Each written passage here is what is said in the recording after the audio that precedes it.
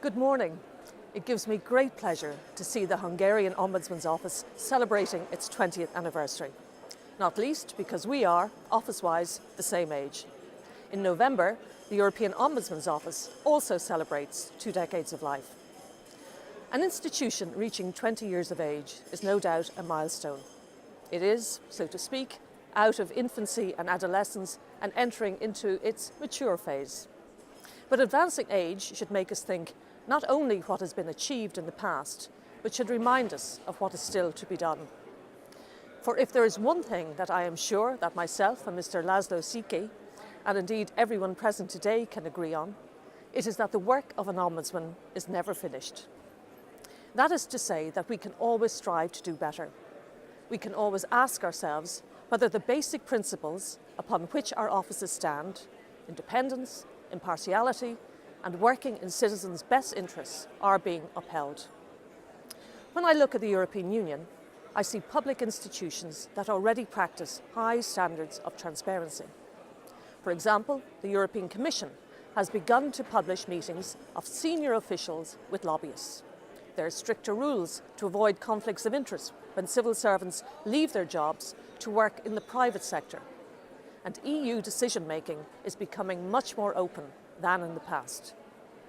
But I also see an EU which, through its regulatory powers, has an enormous influence over the day-to-day lives of European citizens.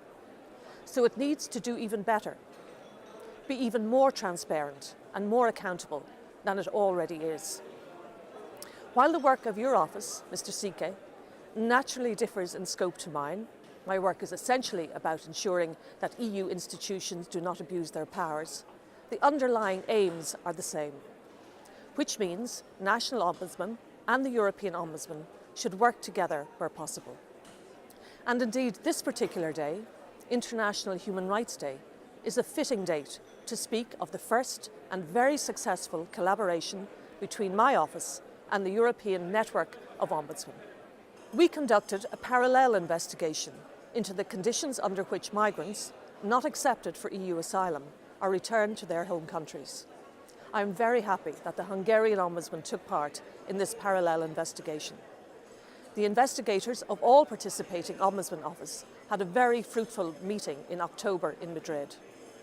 I want to step up this cooperation within the network. My office is currently planning further investigations into matters involving EU and national administrations. If we give the network greater impact and visibility, people will become much more aware of our work.